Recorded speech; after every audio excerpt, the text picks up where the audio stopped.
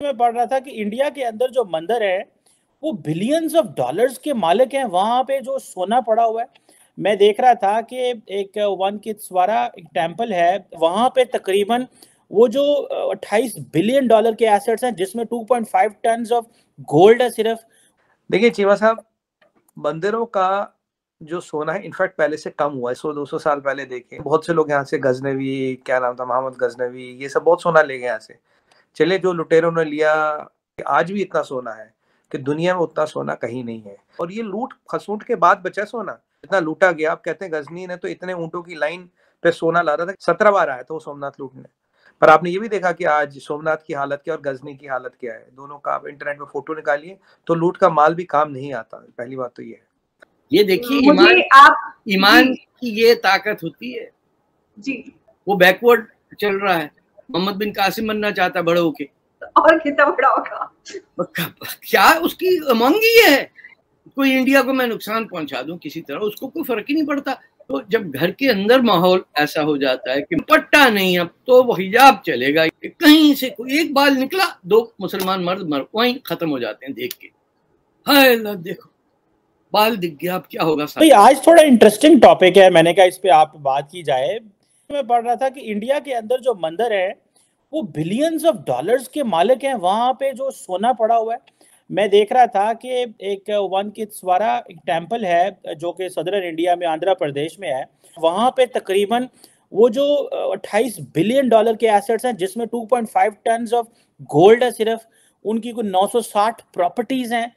ये इंडिया के अंदर जो बहस हो रही है कि इस पैसे को it should be use for the public good, इसको आप कैसे देखते हैं? ये बड़ा मुश्किल सी डिस्कशन लगती है, इस तरह मजहब के ऊपर कहना कि मंदिरों से पैसा निकाल के, गोल्ड निकाल के तो कहीं लगा ले, क्योंकि हमारे भी मस्जिदों में जो मोनोपोली है वो obviously it is there. So how do you see this?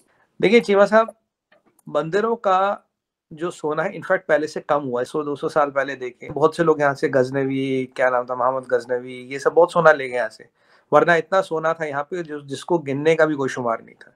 चले जो लुटेरों ने लिया, आज भी इतना सोना है कि दुनिया में उतना सोना कहीं नहीं है। और ये लूट खसूट के बाद बचा सोना, ये जो आप देख रहे हो बिलियंस ऑफ डॉलर्स के, लूट खसूट के बाद का बचा हुआ है। I think it's only the what is left is 10-20%। जितना लूटा गया, आप कहते हैं गजनी ने तो इतने ऊंटों की लाइन पे सोना ला रहा था, कहता है अब तो मेरी तो लाइन के एंड तक मेरी नजर भी नहीं जा रही। 17 बार आया था वो सोमनाथ लूटने। तो कहने की बात ये, दिस इज आफ्टर लूट खसूट, right, this is the mould name. पर आपने ये भी देखा कि आज सोमनाथ की हालत क्या और गजनी की हालत क्या है। दोनों का आप इंटरनेट में फोटो निकालिए तो लूट का माल भी काम नहीं आता। पहली बात तो ये है। अब जो आज की डेट में सोना है, तिरुमला की आप बात करें, श्री बालाजी धाम है जो आज इसकी बात कर रहे थे, that is the second richest shrine in the world. और ये श्राइन हजारों करोड़ हर साल गवर्नमेंट को देती है, हजारों में चैरिटियां चलती हैं। तो वो पैसा अब भी समाज के भले के लिए लग रहा है। सवाल ये है कि जो मंदिरों में सोना पड़ा, ये हजारों सालों का सोना इकट्ठा हुआ है। लॉजिकली हम इस पे फैसला करने वाले का कोई होती नहीं, हमारा हक ही नहीं बनता, क्योंकि ये सोना is accumulated for hundreds of years. तो इन श्राइनों में इतना पैसा आता है और इसका कंट्रोल अभी गवर्नमेंट के पास है। सवाल ये है कि यहाँ आपको पता सबसे ज्यादा लैंड बैंक किसके पास है? सबसे ज्यादा लैंड बैंक है अवकाफ के पास, वक्फ बोर्ड के पास, इंडिया में। बट सवाल ये है कि जब वक्फ बोर्ड के पास इतनी जमीन है, उनकी कोई बात नहीं कर रहा है। किसी भी मस्जिद का एक भी पैसा गवर्नमेंट ऑफ इंडिया में नहीं जाता। मंदिरों का सारा पैसा गवर्नमेंट ऑफ इंडिया में जाता। इनफैक्ट विडम्बना तो ये रही, आपको पता है J&K में who has been the biggest revenue getter for the state of erstwhile state of J&K is Mata Vaishno देवी। हजारों करोड़ रुपया वहां की गवर्नमेंट ने माता से ले रखा, उधार दिया नहीं आज तक वापस। कुछ अब मनोज सिन्हा जी ने वापस देना शुरू कर दिया। कुछ टाइम तक फारूक अब्दुल्ला साहब इसके ट्रस्टी चेयरमैन वगैरह रहे बोर्ड के, और हजारों करोड़ लिया और दिया नहीं। ये सच्चाई है। तो कहने की बात ये है कि जो रूल सब पे लगे वो सब पे लगे। अगर हिंदुओं पे लगता, मुसलमानों पे भी लगे, सिखों पे भी लगे, ईसाइयों पे भी लगे, सब पे लगे, तब बात करेंगे। इस बात में कितनी सच्चाई, जिसका आपने जिक्र भी किया कि पाकिस्तान आर्मी में जो डिवीजन है, ये कहा जाता है कि पाकिस्तान आर्मी दो ग्रुप्स में डिवाइडेड है। ये इसमें क्या ये पॉलिटिकल बेसिस पे इनमें डिवीजन है क्या? मैं आपको बताता हूँ क्या डिवीजन है। कुछ जनरल विस्की पीते हैं और कुछ जनरल नमाजें पढ़ते हैं। That's the division. दारू जनरल और नमाजी जनरल।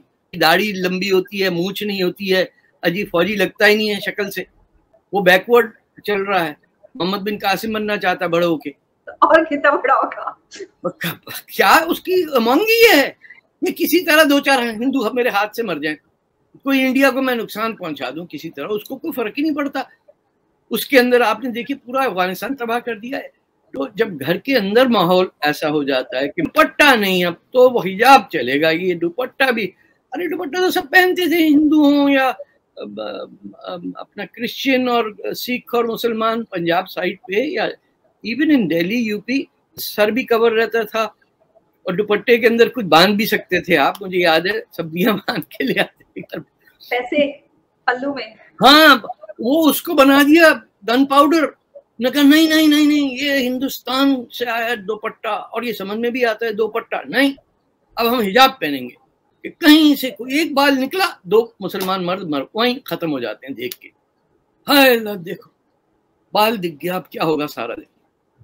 कितनी जहालत है यहाँ, पता नहीं कहाँ इनको भेजना चाहिए ट्रेनिंग के लिए।